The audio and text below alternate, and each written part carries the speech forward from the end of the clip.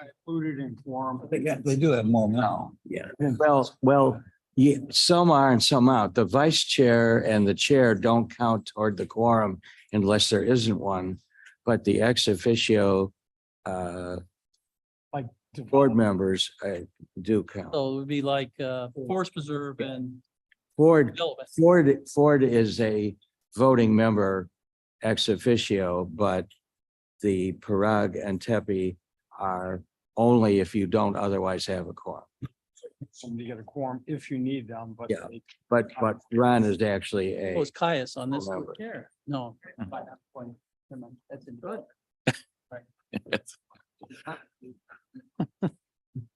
Clear as mud. All right. That's the way we like it. You're a member of this committee. Yes, I am.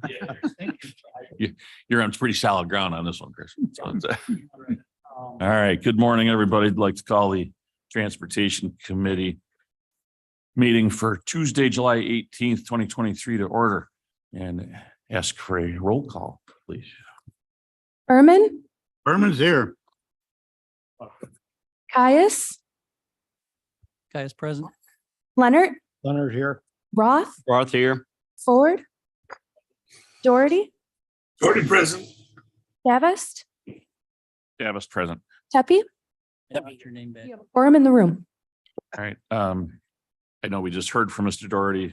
I think the new protocol is to now recognize that he requested to attend via Zoom. And if there's no objection, seeing none, thank you for joining us, Mr. Doherty, and we'll recognize him as present and participating. Okay. I'm gonna ask for a motion about minutes. Mr. Chairman, this is Yes. Caius. I would ask for unanimous consent for the minutes of June 20th, 2023, with a minor clarification on that we've spoken to our staff about. I thought you might. So without objection, that's your line, I think. Without objection. It is so. All right. Oh, that's the official word. Good work, right?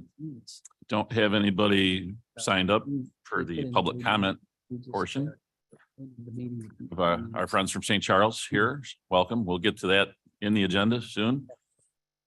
Right. And finance, you're up. The finance reports are in your packet. If anyone has any questions, please let me know and I'll get you an answer. Real, come on, nobody. All right. Bill, let's talk maintenance. All right, morning. Maintenance memo is in your packet. Also, if you have any questions on that.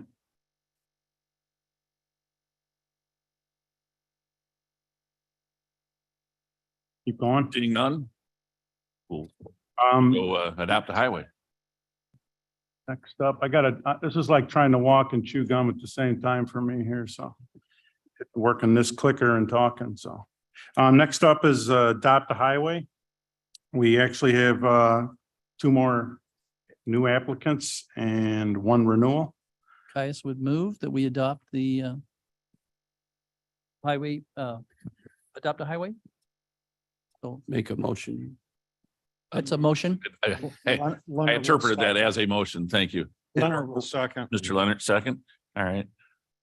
Bill, is there, or any of it, is there a total number where we cap or can we just keep I guess the total is when our roads are all adopted. when we've adopted everything we have? All right, Yeah. good. A map, but there we go. So we got a long way to go, but you can see on there, it's getting better all the time, so. Yeah, yeah. It's a good feeling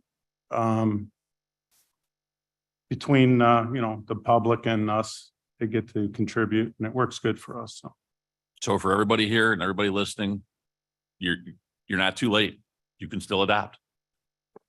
My choice. Mr. Chairman, Yes. I would give kudos to Mr. Jesse Leonard, who's one of our new members who's adopted the section on Long Meadow Parkway for 2 miles both ways. miles. So Oh, go for it. yeah. Jesse, All right. thank you. Respect. All right, any other questions, comments on Adopt a Highway? Roll call, please. Berman, Yes. Iqbal, Yes.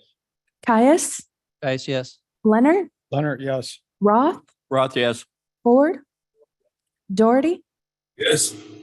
Davis, That was yes. passes. All right. Trucks, Bill. Next item is for the purchase of the 12 vehicles that we have been leasing. The lease program, which was adopted back in 2019, part of the program gave us the option to purchase. And that time has come to get out while we're ahead, kind of a thing, to purchase. The program is no longer cost effective for us. So for the same reasons, it's no longer cost effective. It exceeded our expectations at the beginning. So we had an overall net benefit of over $500,000 being in this program since 2019. This also allowed us to sell our fleet that we owned at the beginning to also free up some revenue there. So the total purchase of the current vehicles that we're leasing, right now, we're at 310,000. It's expected to probably be more closer to 300,000 by the time we get through county board approval, because we'll have 2 more months of interest payments paid. So, and then we'll take a look at this program if it ever makes sense for us again. So it was a good program and we just got to keep an eye on it. And right now it's not a good program for us. So. Yeah. Let's start with a motion. Leonard moves. Roth, second. Roth, second. Okay, and then Bill's had a question or comment. Thank you, Mr. Chairman. Bill, could you tell me with respect to these 12 vehicles, the age and condition of them? So that's also a benefit to this program. Our vehicles that we replaced, when we own them, they range anywhere from, might be a brand new to 12 years old. As we purchase these, we will end this program with 12 vehicles that are all only 1 year old. Excellent. It's unfortunate that it hasn't continued to be as fruitful as it was in the beginning, because it was really initially it was a great program.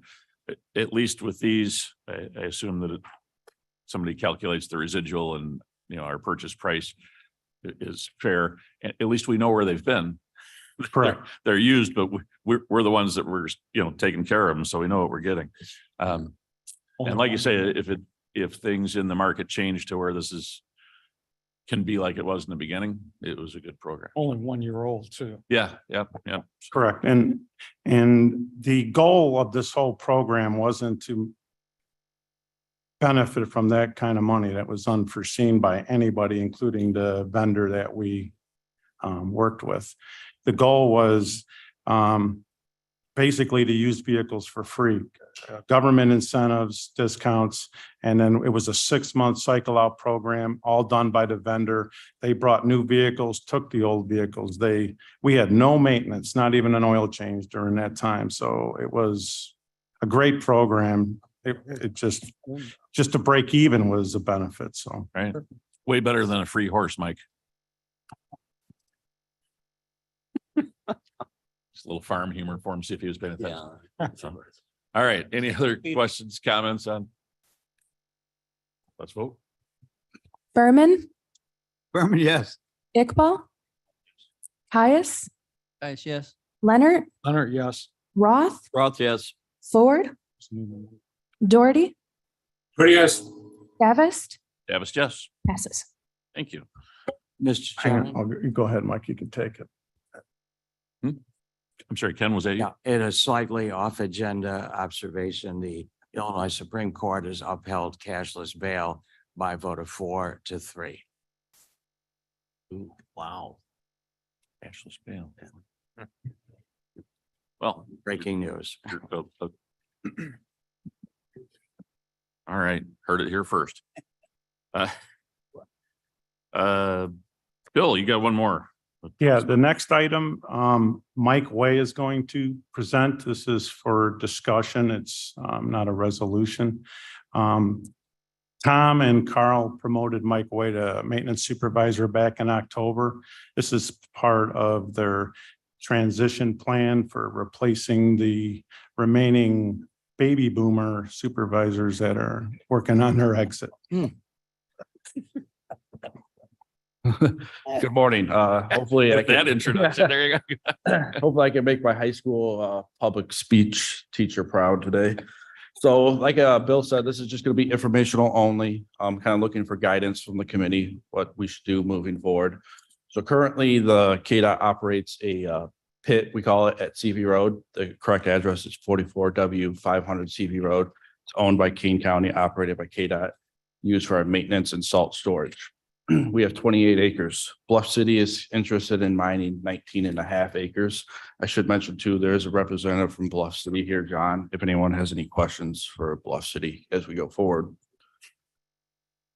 So as you can see on the map, the blue is farmland that is currently owned by Bluff City, and the green is land that is also owned by them that they're mining.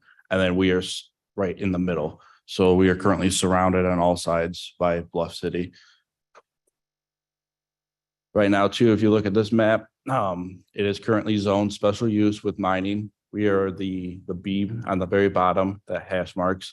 KDOT has actually been mining that, and we stopped in the late 90s as we moved away from the salt sand mix. So it was previously mined by outsourced by KDOT staff. So the three options that are presented before us with Bluff City is option one, they would just buy the 19.5 acres. This may require more public an offer and requires legal opinion. So something we would look into. Option two is property exchange.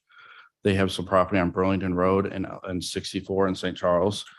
There's only one of those properties that actually gives us any interest on Burlington Road. That would be by the Village of Burlington discussion needed for the 2050 transportation plan or the realignment. So it would be areas that we are looking to realign Burlington Road and connect to Plank Road. Actually, Bluff City owns a piece of the property we need for that. Option three is the lease of the property to Bluff City at an annual lease rate of $1,800 an acre per year. Royalties would be 25 cents per ton of sand and gravel that is extracted from Bluff City. Forecast is expected to be 65,000 to 85,000 tons annually.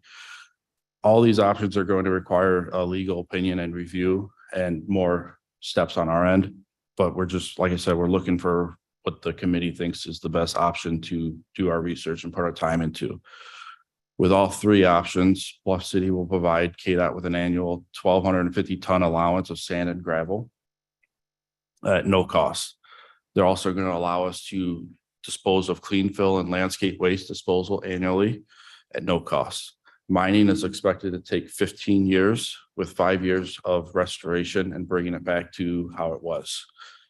They're going to bring it back to how it was if they lease the land or give us land back. If they buy the land, then they'll do with it what they want. So these are two of the spots right there on Burlington Road on the left, the blue. Those are the spots they're interested in. On the right would be the area in St. Charles that they are proposing possibly a trade for. And that's right off of 64 and Dean Road in that area.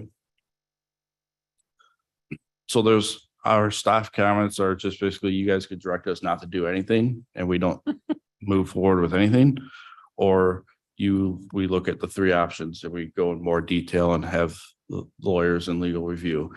KDOT staff is not recommending exploring option one. We would prefer the land come back to us in some form of a way on the maintenance side. With that, it provides a little bit of a buffer for any future development down there. If they build any kind of warehouses or anything along 88, it provides a buffer between us and those warehouses. There may be, like you said, potential to option 2 and 3, subject to assessing legal requirements, future roadway projects, land appraisals, lease values, and any appropriate considerations. So that's all we had, unless there's any questions. Just kind of looking for some recommendations moving forward, what you guys would like us to do. So we'll call that top line on the previous slide, option 4, the do nothing Do nothing. option. All right. Yeah. So 4 options. That one we were qualified for. Yes. Thanks a lot, Caius. I have a couple questions. When it comes to the, is the royalty of 25 cents a ton, average, let's say 75,000 tons per year? Is that the going market rate, or is that, would you expect it to go up or down? I'm not sure on that. We'd have to look into it. That's kind of what we're looking, before we got too far into the weeds, looking into all three options. We were kind of looking for guidance on what option everyone thinks is the best. And then that way we can really dive into, is that the going rate? Is that the best rate for lease? Is that the best value for the land? So it's something we would look into when we kind of narrow down what option we're looking at. Any idea what the price of gravel is now either? Because they're going to give us 1,200 tons. It depends right now. It depends on the type of gravel. We're paying anywhere from $18 to $16 a ton. So the higher rate is the $16 a ton is for our chip seal gravel that we use on the Durapatcher. So it's a washed gravel. So on average, I'd say we're probably paying $10 a ton for gravel. 10? I was just doing a spreadsheet to see what kind of figure. And then fill, do we have a need to fill 1,000 tons per year of? At this time, I'm not going to say yes and no. It's nice to have that option. That could be landscape waste too, some mulch. So like with this, the tornadoes we had, we actually did, we helped Elgin Township and we did 4 loads of mulch from that. So that's something we could take down there and dispose of. We were dumping it at Elgin Township so they can give to their residents. But Did they charge us for that? They didn't. they did not know. You have any idea what the price for that would be? I don't, not off the top of my head. I do know we pay $40 a ton to dispose of sweeper waste from the road. So that's a hazmat thing. So you got to pay a little bit more for that. Would you dispose of that in a place like this? It's hazardous. I believe I'd have to ask John if we can dispose of it there. I don't know. Are we allowed to dispose of? Okay. That, Yeah. You didn't use the mic, but that was a yes. Yes, that was a yes. Okay. Well, it looks like you're looking at about if you get rent and royalty, rent for about $35,000. Royalty at 25 cents a ton would be for 75, which is between 65 and 85 at 18,000. Gravel at $10, which is your average per 1,200, which is 12,000. And then price for fill would be about 40,000. That's $106,000 a year, just, if you ballpark that kind of thing. That's what I was looking at anyway. And over 15 years, about 1.5 million. Does that sound about right? Would think so. I would have to run the numbers again and see, but I can let you know. It sounds to me like some of the direction I think we're finding for you is that if options 2 and 3 seem to be the, preferred at the moment, that a little deeper dive into some of the work that Mr. Caius did rather rapidly while we were sitting here. I did Are gonna- last night. Are going to be, and I can make is going to be mistakes. needed, to Oh. take a more serious look at all this. Yeah, that's what I would lean toward, I think. Phil. Thank you, Mr. Chairman. A question about the mining. What are the hours of operation? And did this gentleman say they will be able to dump hazardous waste in this area? That'd be, John, if you could take that one. So our current operation runs 7 to 5 PM is our gated hours of operation. We're actively mining from 7 AM until 3 PM under our current permit. And as far as the hazardous waste, we do not take hazardous waste there. We do take sweeper wet waste where we can do a containment and sediment, and then we do testing to export that material out. And then how close is that to any residences? There's one resident at the corner of CV and Lorang. That's, I would say 800 feet. Our existing mining limits are closer currently to that resident than this proposed expansion would be. And so that's really the only residence within, say, about a mile area or I would say within a half-mile area. half mile? Comment. I think that's just, we covered in development that the property where the trucking was north of 88, just south of 88. Yeah. That's, was, the last thing we did in this area, which was north of 88. Mhm. And there were some complaints about parking, but there's no housing developments per se, like large So multifamily, multi-house units around that Nothing area at in the all. immediate area. Wow. As the map show, we own the contiguous farmland completely surrounding the area. And it's all zoned for, is that zoned for mining as well? A majority of it is, it's under agriculture production right now. Until it, So on this site, we currently do landscape waste transfer, compost production, have material recycling, and then mining. yeah, I saw the compost thing. Yeah. Go ahead, just move, if you'd like. Oh, sorry. I was Mr. gonna say, Chairman. well, no, that's fine. Actually, if you could go ahead and just give us your name and position. So we Yeah, have it for my name is John Hunnicky. John is project manager for Bluff City and runs the operations in that area. Please move Use the the microphone. microphone. I was gonna say, Microphone, please.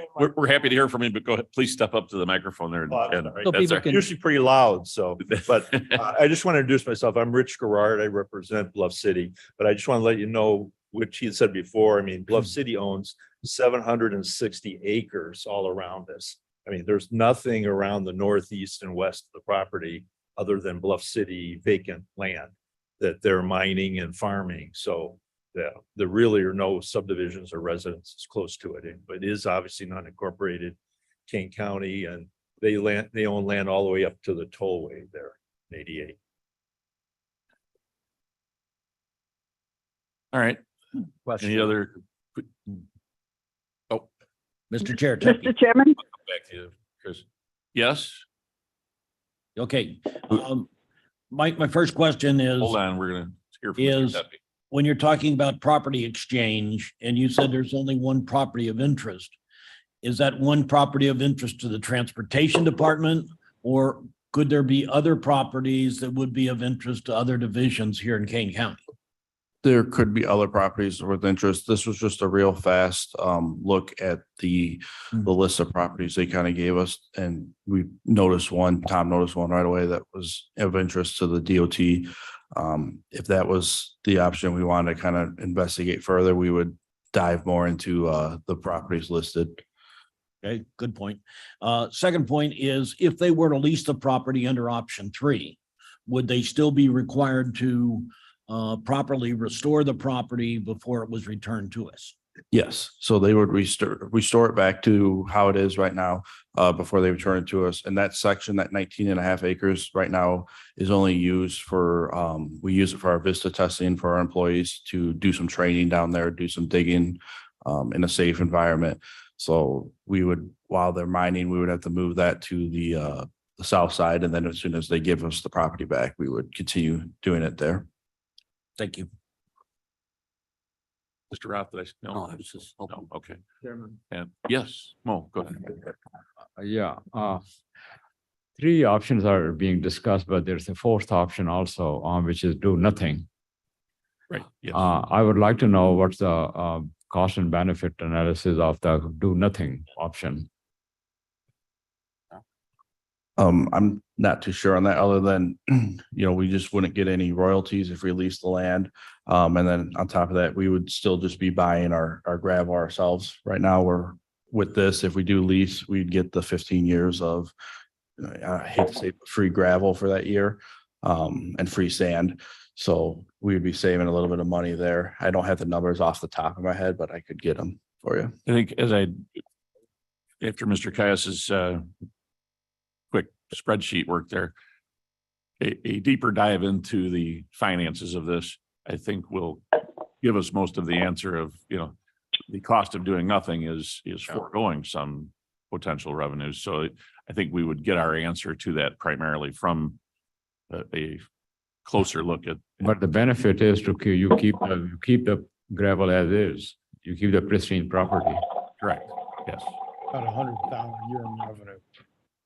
And currently, right now, that gravel is actually, it's not very beneficial to us because it is a sand and gravel mix. So we only really use it in the emergencies. If we have any big rains and washout and we're low on good refined gravel, then we'll use we call it the county gravel. So it's not the most ideal gravel at this point, where Bluff City would process it and make it a much nicer product. Oh, Dale. Yes. If we're using for salt storage now on that property, where would we move that to? We wouldn't have to move anything. So we have the combined 28 acres and they're only looking at 19 and a half. So we actually already have a pre-established fence up already, and they're just gonna be mining or leasing the land would be to the north of that fence. So it wouldn't affect any winter operations or anything. All right, sounds to me like there is a good level of interest. I think Mr. some more Chairman- work needs to be done to. Mr. Chairman, Yes, could I have just one more moment to ask? one more I didn't question, get to sure. option two, the properties that you're asking, or you're excuse me, you were suggesting that we should exchange with on Burlington Road in 64. I guess I tried to look it up on Google Maps, and I found it next to the cemetery north of the road, the area on the maps. Can we have the map? Or are you running that? Is it about 20 acres?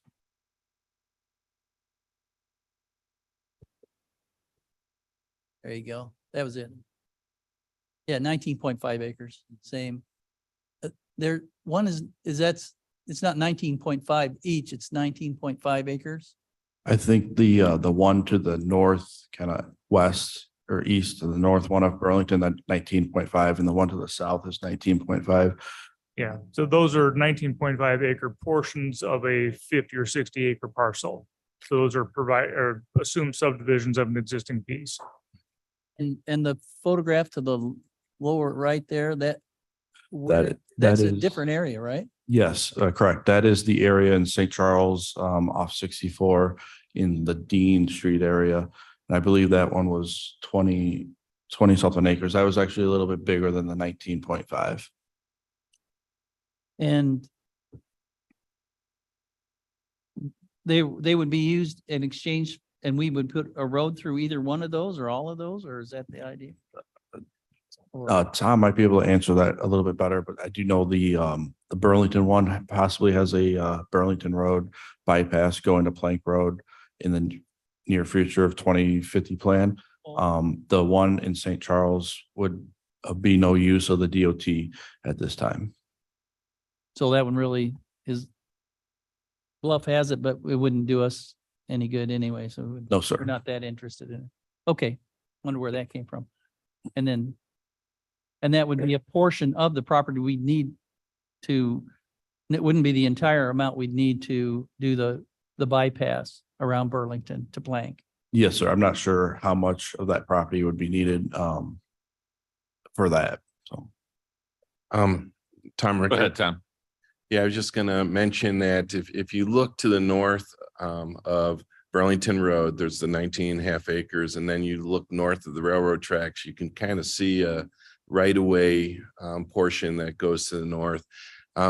This would take some effort, but essentially we're looking at the western side potentially of that 19.5 acres. We wouldn't need the entire amount of it, but it's the western side. It would be for a bypass. The reason we would need discussions with the Village of Burlington is because at one point, the Village of Burlington asked us to look at it. We're not sure that was probably 5 to 10 years ago, and we're not sure where they stand on their comprehensive plan right now. And so there would need to be discussions to determine that we absolutely need a portion of that acreage. I'm going to stick with the relatively high interest level being shown and a need for more detail. So more numbers, perhaps a list of any or all properties that are being suggested as exchange properties, because maybe there's value to them beyond DOT that serves a greater good. I'm not sure, but we'll need more of this information to be able to, bring this back and have it in any kind of resolution form. So Bates, please. you have homework. Yes, Mavis, go ahead. Bates, please. Does this expand the mining area? Is this expanding the mining operation by doing this? Yes. And does it require an environmental impact statement? If I'm understanding this, it expands the total amount that they can do, but it is within the confines of land that they already have available to them for this kind of operation. Is that Probably done. Essentially, yeah. putting that correct, right? Correct. I mean, there's active mining now and the Right. property Oh. Mining now, and it's been mined for 100 years in that area, and the DOT actually mined part of it too. So if you see an aerial of the property and you look at the back, you'll see it's all gravel and all mined. So it's continuing an operation that's been there before, but Bluff City has mining license with the county and with the state and is actively mining property to the north. Mavis, it's more of a return to an activity that's been dormant It's Okay. been- for a while. It's been mined. They're just going to complete, there's still some aggregates that have been left there. At the time, they weren't of a quality they were able to handle, or they made it commercially viable. Bluff City has the equipment, as he stated, to process it and clean it and make it a viable product. So it fits onto the operation they already have. It would be too small to do on its own, but the fact that they have an operation to the north makes it commercially viable to use.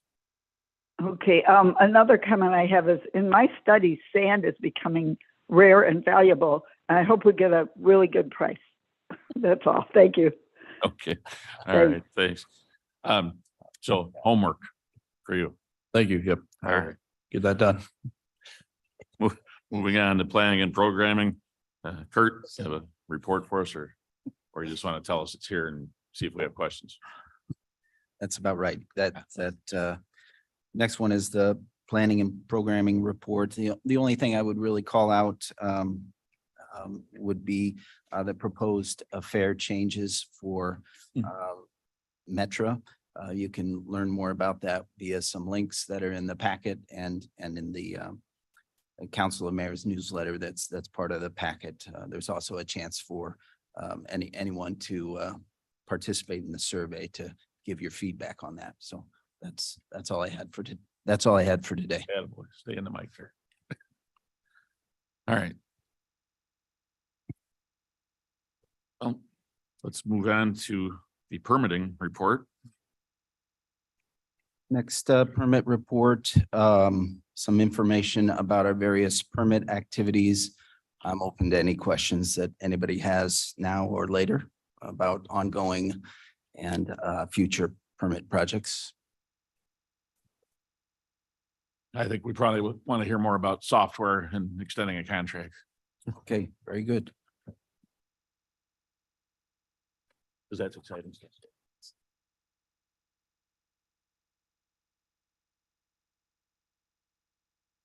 The next one is an amendment for our current permit software contract. This permit software contract was just largely completed in that we've gone live with our new permit software here just last month. The original contract included some discretionary on-call hours intended for use after go live, but in the run-up to go live, we needed to use much of those allotted hours to deal with some unforeseen complications, particularly data conversion and online payment integration with our new permit software. So this amendment will extend the life of the contract, restore those on-call hours for the next couple years, and also set aside some money for additional licenses when we need them, when we fill staff vacancies that are currently vacant. So we're asking for approval of this amendment so we can accomplish those things. All right. Sometimes change, even when it's improvement, can be painful a little bit and measured in dollars. In this case, 40,000 of them. Iqbal, please. Thank you, Mr. Iqbal, for that motion, and we need a second. Caius, second. Mr. Caius.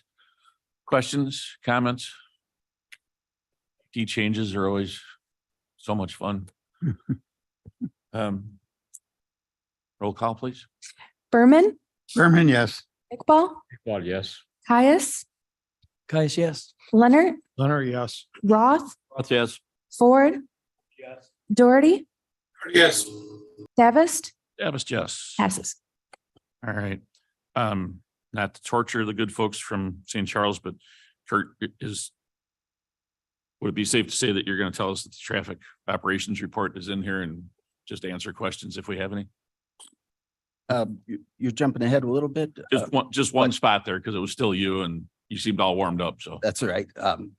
I was gonna call out two kind of safety measures that are coming online or have come online here recently. The pedestrian enhancements with rapid rectangular flashing beacons, RRFBs, at Bose and Del Webb and Bose and Annandale. So those are active here recently. And also the kind of cooperative span wire signal that's going to go to construction next week at Big Timber and Ridgecrest in the Village of Hampshire. We work cooperatively with Crown Community Development, School District 300 and the village to get that up and operational before the school starts there in a couple of weeks. good timing. Thank you. See, now you're done. You can relax. Almost. All right. With that out of the way, let's go back to item C and would invite our guests from St. Charles who have asked for us to take another look at an issue. Oh, my God. Thank you, Laura. Mayor, welcome. Yes, Laura Vitek, Mayor, City of St. Charles. Thank you, committee and staff, for listening to us once again about this item. We have several staff here this morning that are available to answer any questions. Thank you. The developer and the property owner are here, as well as Alderperson Steve Weber. So I know we have a very limited time, so I'll turn this over to our Economic Development Director, Derek Conley, to give the presentation.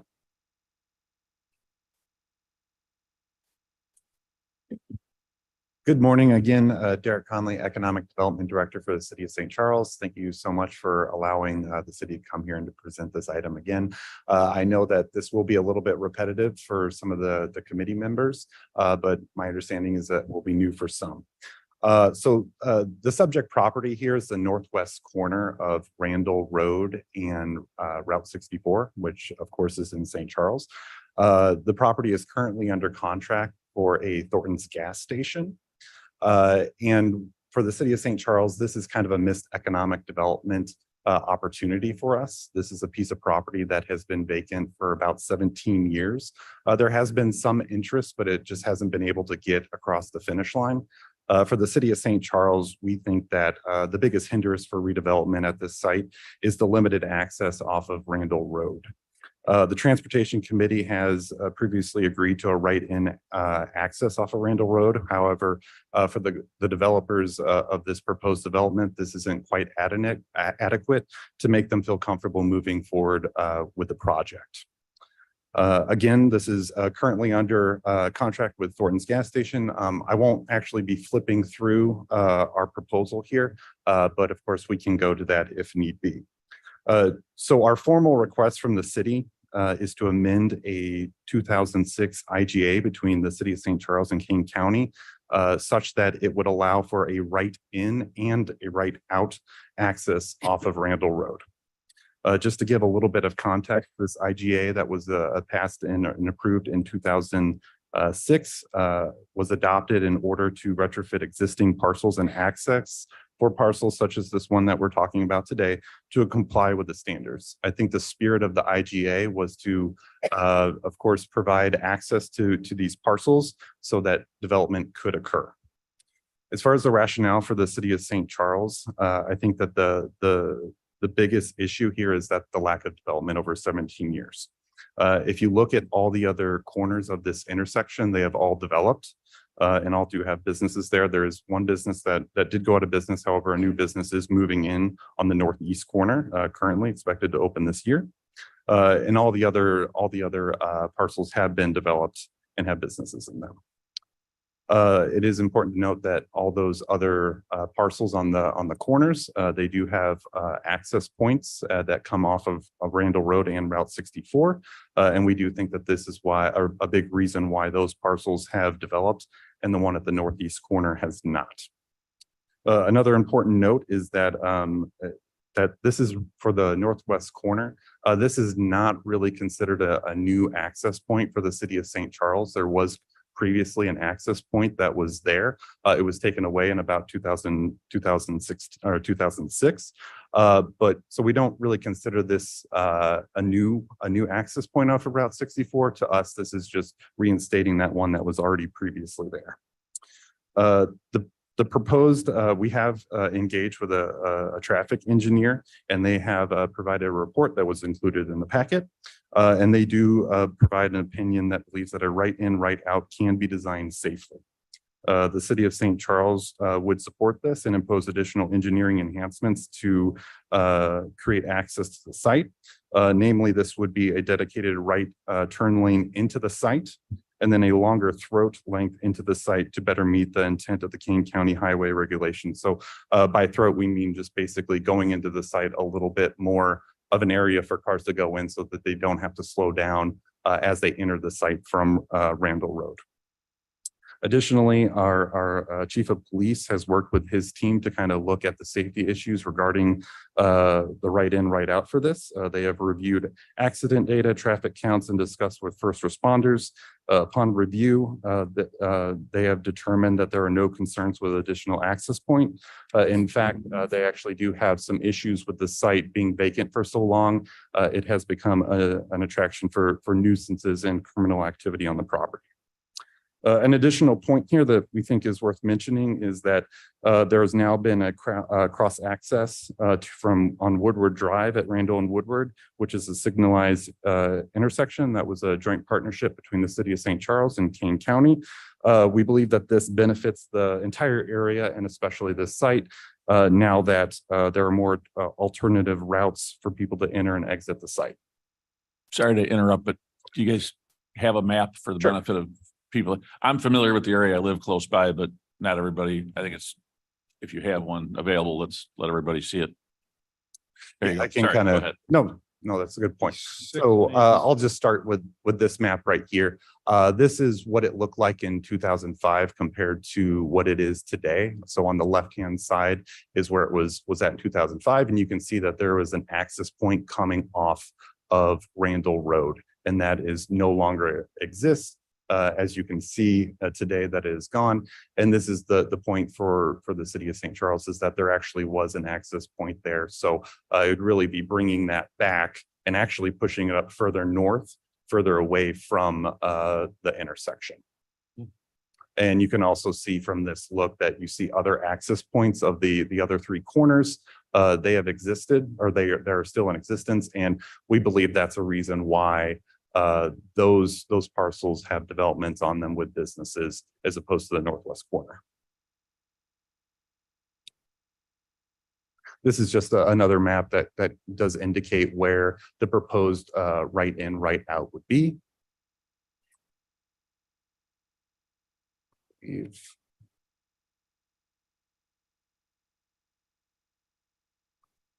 And this is just a zoomed in look at the site plan, and you can see how the right in, right out would function.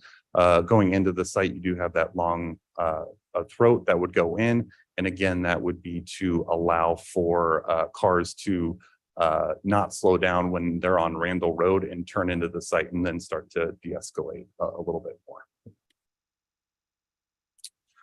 So in closing, for the city of St. Charles, after 17 years of this site sitting vacant, we do believe that it's time that we need to problem solve so that we can attract development to this property so that all taxing bodies and residents can benefit. We do believe that it was in the spirit of the 2006 IGA to find balance between access to the site and encouraging development. It has worked for some of the other parcels, but not this one. And just to wrap this up, our formal request from the city is to amend the 2006 IGA between the city of St. Charles and Kane County to allow for a right in and right out access off of Randall Road. And with that, myself and the city staff can take questions. Thank you. Mr. Roth. Roth here. On this map, currently Randall is 3 lanes at point and also a right-hand turn lane. How far back, where does that right-hand turn lane start? And are you, and this map says potentially adding a turn lane into the gas station. I'm going to turn that over to our Community Development Okay. Director. Hi, Russell Colby, Community Development Director for the City of St. Charles. I think under this exhibit that's shown here, it shows the right-in, right-out configuration. But we recognize that the existing right turn lane to go westbound on Route 64 would need to be extended. And also there's a potential for an additional right turn lane to be added into this access point. And that's something that the city would support as a condition. Right. And I would agree with you on that. That would be a good recommendation. Mr. Chairman. Yes, Mr. Iqbal. Yes. Well, I welcome. Okay. I welcome the city of St. Charles team. This is the second time they are here. Last time, the presentation was very good. The police chief spoke. And I'm thankful because he spoke very candidly. This area has high traffic and a lot of accidents, also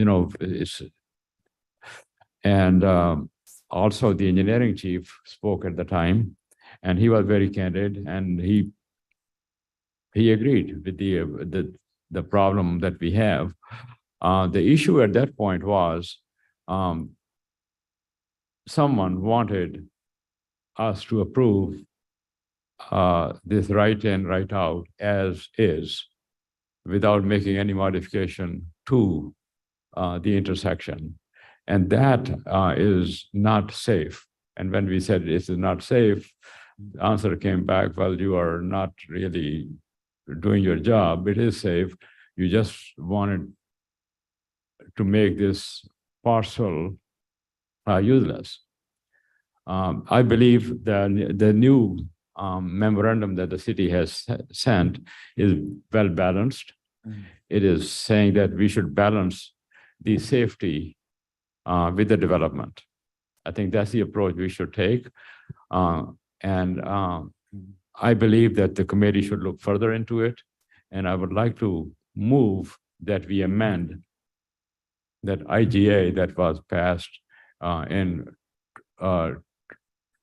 I think 2006, in the line of balancing the development versus safety. Amending that then. Amend that, yeah. Let me just get a little, Mr. Shepro, we don't have this on as an action item. I think we maybe can ask for consensus to take some action at another meeting, whether it be ours or exec or something, but You could move the amendment. You just couldn't take final action. You could move it and put it forward to another meeting.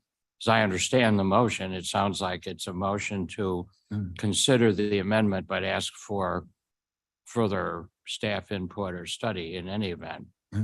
were you asking for more study, or were you saying that you are satisfied with what you've seen now?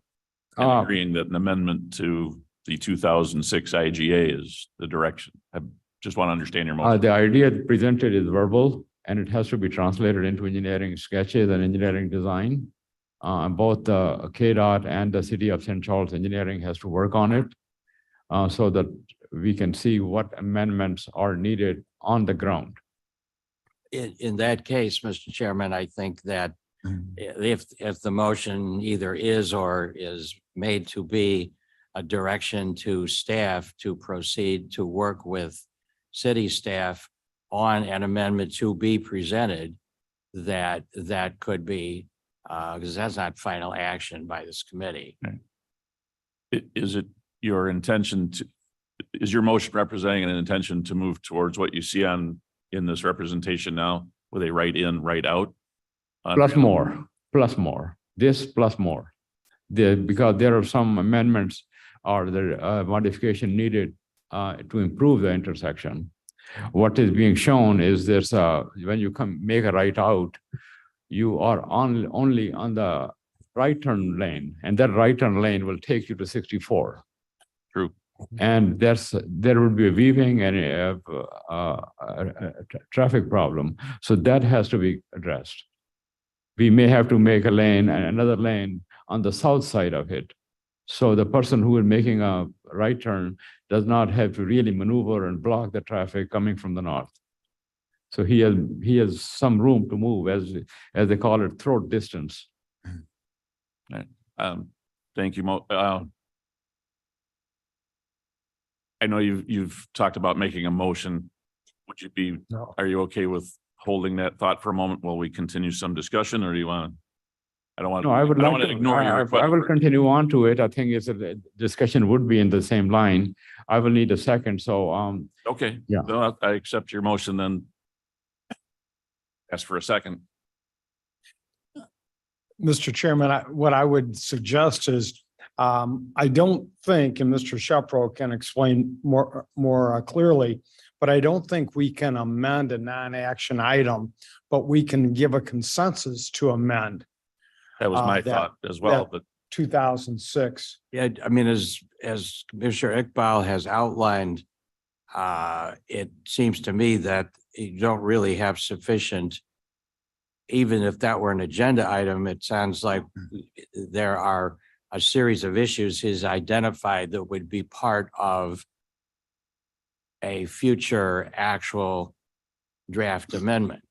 So I think you could vote or consensus either way, but you're not taking final action because you don't have a document on which to take final action. I mean, that's true. We are not asking for final action. We are asking for a kind of understanding. I think I follow your intention, Mo. I just, We want to move, it. we have to have a certain protocol to move forward. And Exactly. a motion as presented right now, unless there's a second, I think is not the way that we're going to be able to do it. Not that we can't move forward, not that we can't achieve consensus, give staff direction. I think we can still achieve all of those things, just not in the formal motion as you attempted there for a moment. But hold on, everybody. I think Dale had his hand up next. Mr. Yeah. Berman, go ahead. Yes, Berman. You know, we're not only talking about modifying something in 2006, but this is against what the county believes should be. So it's against the county's recommendation for it. So we're ignoring that completely. Well, I think I would take issue with, I don't think that we're trying to ignore the county's position. Oh, we haven't discussed it. No, that's what we're doing now. And I know I've had many conversations with our director, with Mr. Rickard, with staff. And I will tell you that they are a fantastic team. They do a great job and they perceive their duty here, I believe. Let me, if I can speak for them for a moment, is to give us their counsel and advice based on what the rules and regulations say, what the warrants are. Okay. And they will tell you that this does not meet those standards based on today's numbers. Very good. But they have also engaged in conversation with St. Charles and internally, recognizing that this property is languishing without some, without some help, without some change. And I know at least one of the offers has allowed for a write-in, I think absent the write-out. That is not as much as St. Charles would like to see happen there. They're not going to, staff's not going to deviate from that. That's their job. If we collectively want to deviate from that as a policy making entity, that's our job. All right. I'm familiar with this property. I go by it every day, live nearby, and my sense of it is that it can exist in the way that that St. Charles is asking for. And the other three corners of this intersection, I believe all their access points are actually closer than the one that's at the core of this request. So this is going to be a decision that we have to make that's a little bit outside the lines of the regulations. I wouldn't ask these guys to step outside those lines and make that recommendation. And that's not their job to do that. So well, my having said that, let's discuss the merits of what's here and what we can do to make this situation work better. Mr. Tepe, I think, had his hand up next, and we'll get to you guys. Thank you, Mr. Chair. Can we bring up the slide that showed the previous slide that showed the plot of land and its access points? Okay, I have some serious concerns about the safety associated with this. I remember when it was about 2 years ago that this was last presented, and KDOT had serious objections associated with the right turn in and right turn out associated with going southbound on Randall Road. And I travel this area quite frequently, and that third lane has made it safer. But if you go just a little bit further south and go across Route 64, there's a gas station there which has a right turn into that gas station, and it sometimes can be a bit dangerous. There's a lot of traffic that goes down there. My second concern is that it appears as though the Randall Road exit is going to become the primary exit. If you look at the access point on the northwest part of this property to go back and take the back road to where they can go back to the traffic light, that's extremely inconvenient. And if you look at the access point for them to go west on Route 64, that is also relatively inconvenient. So I'm extremely concerned about the safety here. And I believe that's exactly why this was rejected 2 years ago. Too many people would be going south on Randall Road, and they'd immediately go into the middle lane or even the third lane if they could. And some crazy people will probably even try to go across the lanes and go eastbound on Route 64. So there are serious safety issues, and I'd really like to hear from KDOT, particularly in relationship to this specific plan, as to what they think would happen. Thank you. I'm gonna turn to Kurt with that very response in just a moment. Let me get just a couple of other questions and comments from the committee so that we know where we stand. Ron? Thank you, Ford. Mr. Chairman. So we have a situation on Randall that's similar to this, which is, I believe is on Randall south of 38, where there's a right in, right out, and then there's other access when you pull off. And of course, you're gonna get some issues in that area when people turn heading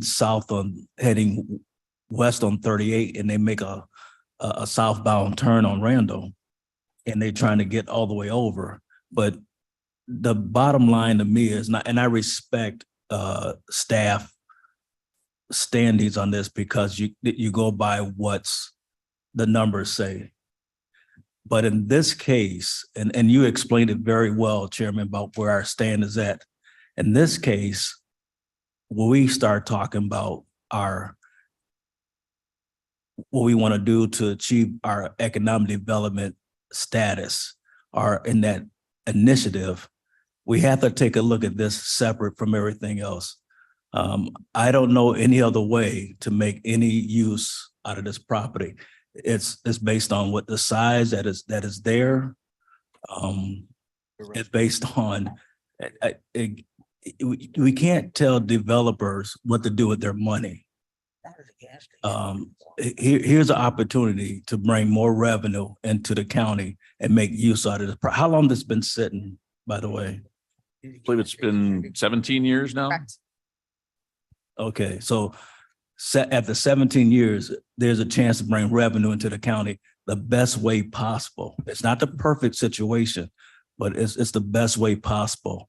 And it will work just fine. My only question is on the right end on Randall, is there it looks like there's a pull-off lane somewhat. Yeah. Bring up a Google map.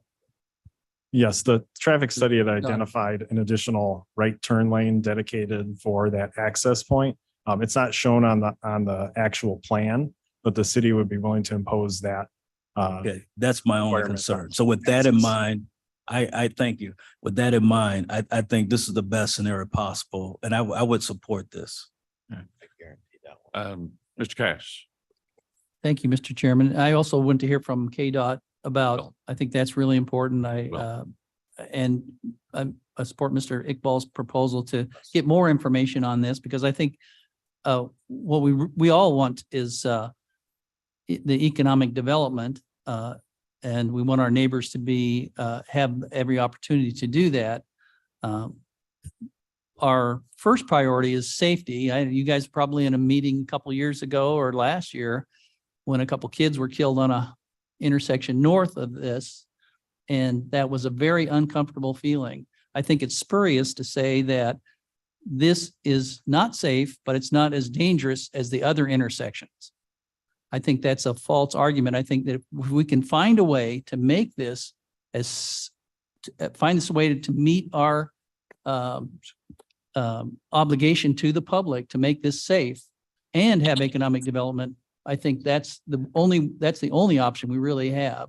I have also had to explain to a gas station owner on Huntley and Randall that they were not allowed to do that because it's not safe. So in my district, I face the same thing. And that is a languishing area. It's not nearly as good as it could be. So I think economics is great, but if it's at the risk of causing injury or death or lives, I think we have to very seriously consider that. Mr. Roth. Some of the concerns, I think, we need to do a safety study. The speed limit there, I think, is 45, which is pretty fast. And people I have noticed, tend to use that third lane to try to get around everyone. So they're definitely going faster. The others, if the right out was restricted only to that third lane, so they can then merge in, because you can merge, about 100 yards south of 64. That third lane is where it ends. So if it was restricted, the right out would only be able to use that third lane or the turn lane to go right. Then you wouldn't have to worry about someone trying to get all the way over to make a left-hand turn. Okay. Thank you. One more, and then we're going to let Kurt give us KDOT's, answers. Go ahead. Yeah, Linder here. This is in my district, about a mile from my home. The restaurant that was there was part of a vibrant franchise chain that doesn't much exist anymore, but they failed because of the access in that corner. I have no question about that. It was, by the time you got your food home, it was cold. There are now more places to turn and go around. It's better. As this has been described here, this would make this corner probably better than two of the other three. Make access easier and probably safer. My concern is one that I think Mr. Roth mentioned, and that is the speed of cars coming from the north. That extra lane that would be put in needs to be long enough that they can slow down before they get to the gas station. But this is a valuable corner, valuable to the city. Motor fuel tax and sales tax and service to the neighborhood are all important. And I certainly, with some safety engineering done, I fully support this plan. Thank you. All right, Kurt. Mr. Davis, I wanted to this is give Al. everybody a chance to engage a little bit and get, you may address some of those. Deb, hold on a minute. We're going to have Sure. staff give us some response and information here. Right. So I see the hour is getting a little late, so I'll try to abbreviate my remarks, but I can definitely appreciate the position of the city here on this matter. Both the city and the county have for many years considered access here, and it was really for this reason that we came up with the 2006 IGA to try to deal with this difficult issue. It was shortly thereafter that KDOT engaged in the intersection improvement widening, $23 million back then. And so, the last thing that we want to do is kind of degrade that significant investment without really considering access decisions closely. So KDOT staff does continue to not recommend approval of a right in, right out access here. There's a number of materials in the packet. I'll just touch on a few in kind of to outline our position there. They agreed. Agreed. One of them is that the write-in, write-out access does not meet any kind of standards, not AASHTO standards, not county permit regulation standards, not IDOT SRA standards. And so, you know, I want to be clear that the county regulations in this regard are not kind of outliers. They're not out of step with other regulations that are out and used in the industry. The write-in, write-out access is something like 260 feet, I think, from 64. The permit regulations call for 630 feet. And so that is quite a disparity from what we're seeking. You can see this excerpt from our permit regulations there. Another thing that I'd like for the committee to know is that this access, there's been suggestions that this access is really not different than other corners. But I think that misses some of the finer points of access control. You can see here with this on this exhibit currently that there is a difference between the upstream spacing upstream of an intersection, the influence area that affects the intersection with regard to access. There is a difference between the upstream and the downstream. The upstream is a little more critical in that it has more ability to negatively affect an intersection. And that's the situation here. I'd also point out that, you know, if we're looking at Route 64, that's a little bit different bear than Randall Road is. The traffic volumes of something like 60% of what they are on Randall, lower posted speed, lower posted speed than Randall, and IDOT jurisdiction. So, you know, with all that said, we have some other things that we'd like you to consider. One of them is because of the volumes that are at place on Randall and 64 here with the traffic cycles, particularly in the peak hours, the nature of that causes traffic to stack up, waiting for the signals to change.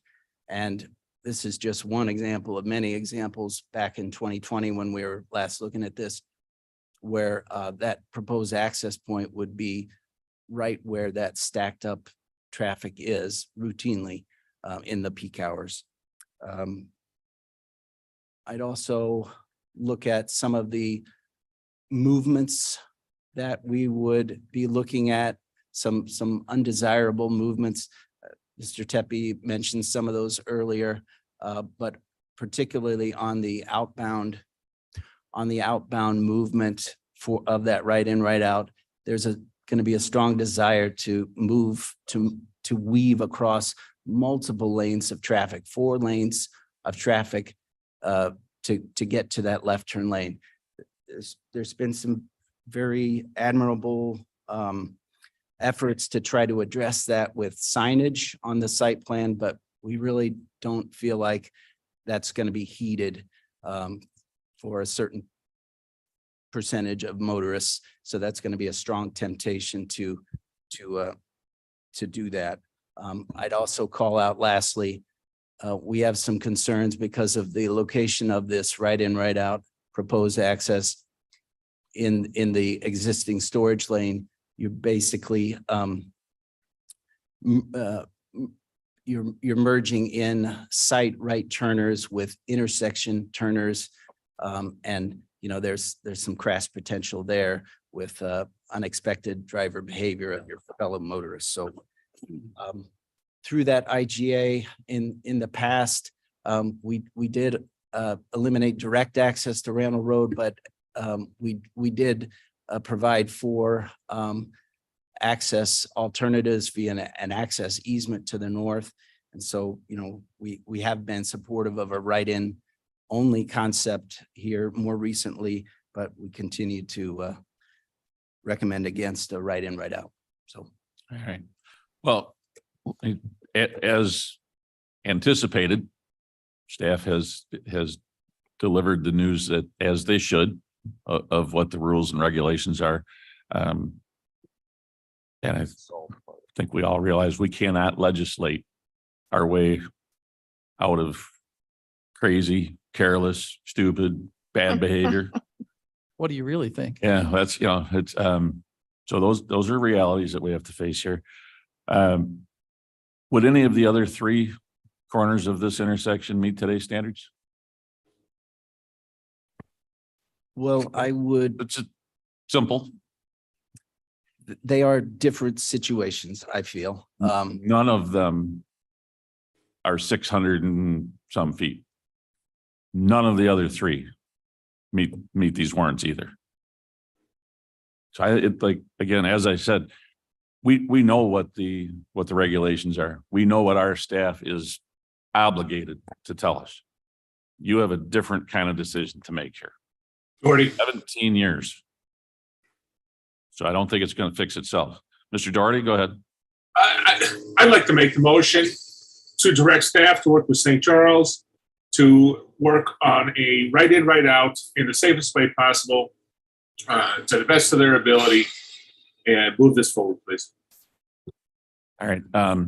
We kind of ventured into the making a motion for action here somewhat unsuccessfully. I think what we can, for a second.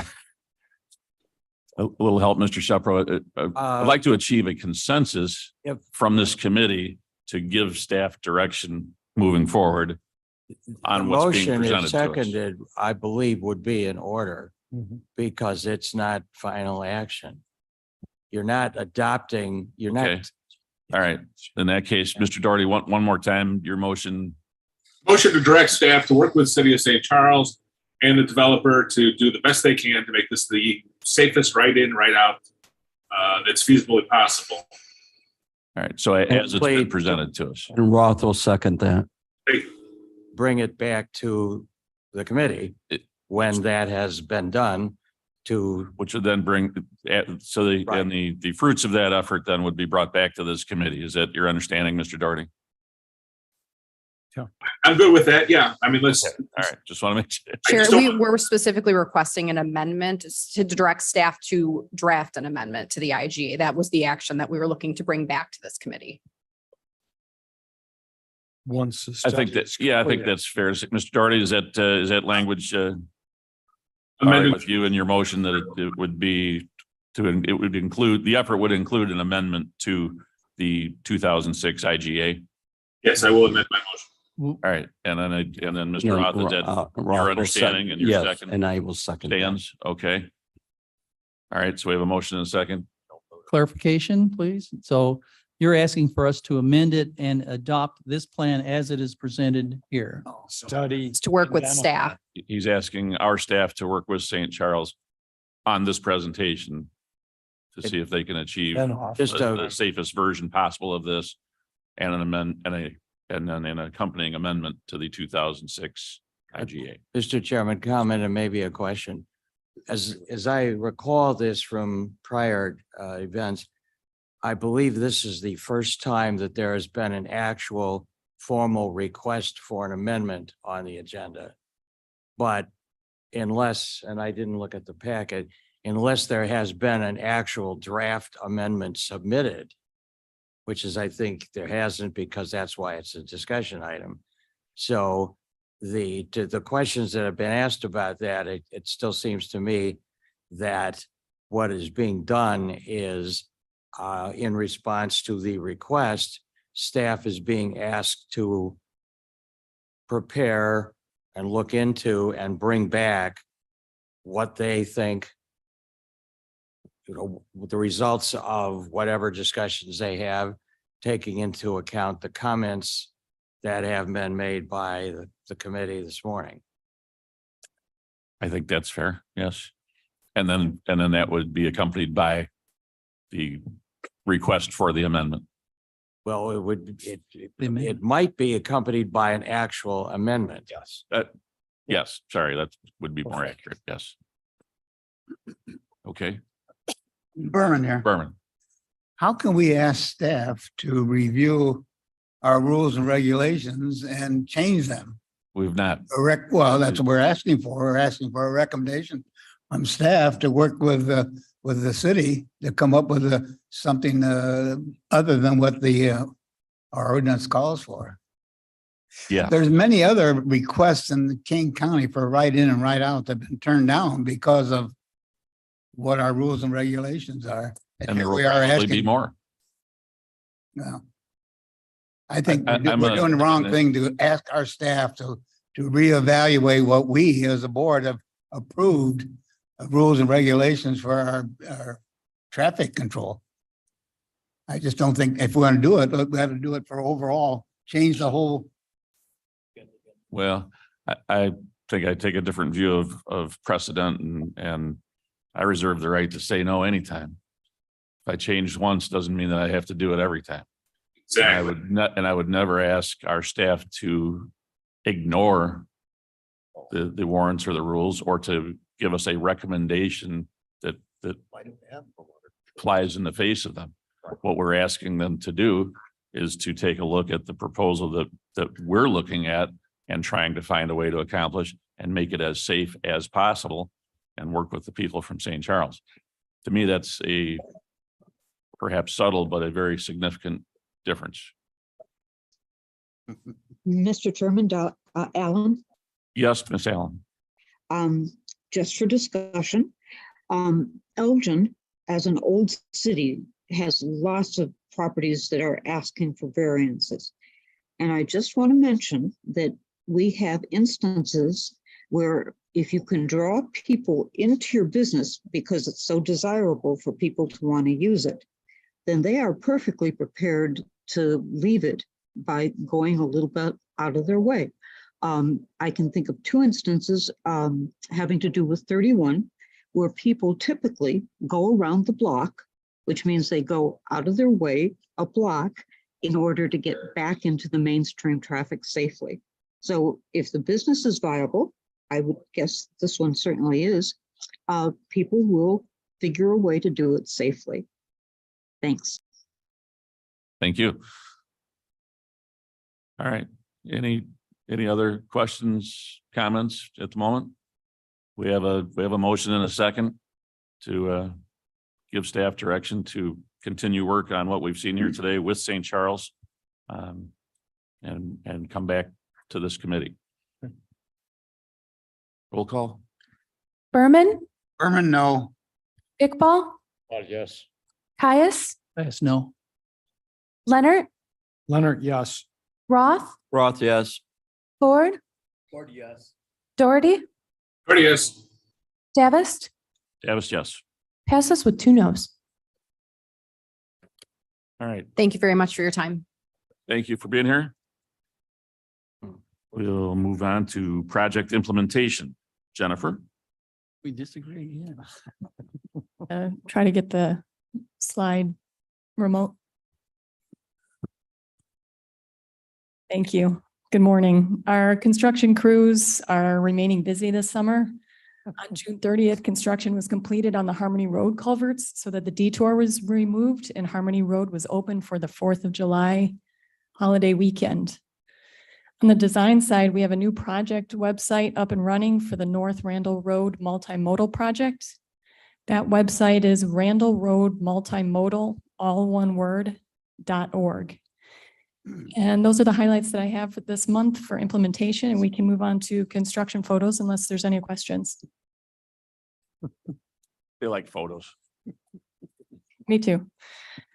Crews are treating, excavating, trucking, and disposing the contaminated soil at a steady pace at the Long Meadow C2A soil disposal project. The Doberman Road Extension project is underway and crews are making great progress on earth moving. We have a very cool video coming up in a moment on that project. Spoiler alert, she just told her. These photos were taken at the Bliss Main Fabian intersection realignment and roundabout project and show the new roadway alignment as well as site work excavation and some storm sewer installation. These photos show the Harmony Road Culvert Replacement Project as crews graded and prepared the road for a new wearing surface before the construction was finished. And this final slide is the Orchard Road at US 30 intersection improvement project. Here, diamond grinding crews work on eliminating bumps to improve the ride on the new pavement. And next up, we're going to switch over to a video of the Doberman Road Extension Project. And Candy Thomas is the project manager on the design side for that project. Video's even better. Good morning, everyone.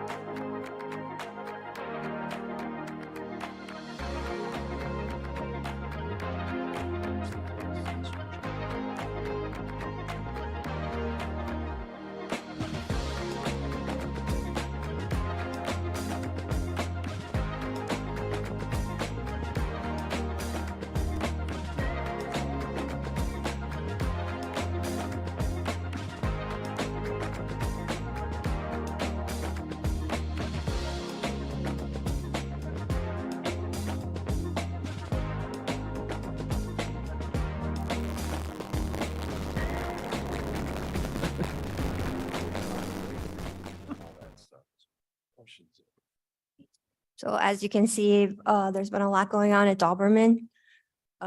We received this video a couple of weeks ago and wanted to share it with you guys. Thank you. Very nice. You guys do nice work. Sorry about those pesky railroad tracks in the way there. All right.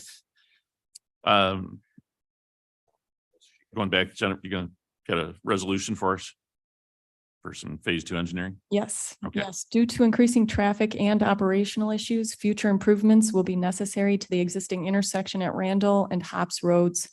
Staff completed the qualifications-based selection process in 2019 and chose Christopher B. Burke Engineering, or CBEL, for Phase 1 and Phase 2 engineering services. In March, CBEL successfully achieved design approval on the Phase 1 engineering study for this project. As such, staff has chosen to continue with this successful project team and negotiated a Phase 2 design engineering services agreement to include a little over 1 mile of the Randall Road corridor, the realignment of Randall Road and Hops Road to improve the intersection angle, an addition of a 3rd lane of travel in each direction of Randall Road, and construction of a pedestrian path from the intersection south across the CN railroad tracks to connect to the existing path at Geyer Avenue intersection. Staff recommends approval of a locally funded engineering agreement with CBEL for an amount not to exceed $1,294,764. And I'll ask for a motion on that. Roth will make a motion. Leonard Roth seconds. moves, Mr. Leonard seconds. Any questions, comments? Roll call, please. Berman, Berman, yes. Iqbal, Yes. Caius, Caius, yes? Leonard, Leonard, yes. Roth, Roth, yes. Ford, Doherty, yes. Davist, Davis, yes. passes. Thank you. All right.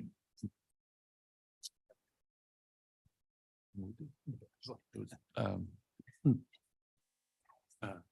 Roth. Easy, it's a tough question. You just figure out where that one is. It was earlier, like 10 seconds ago. Oh. All right. Would somebody like to have reports placed on file? Roth will make a motion to put the reports on file. Caius would second.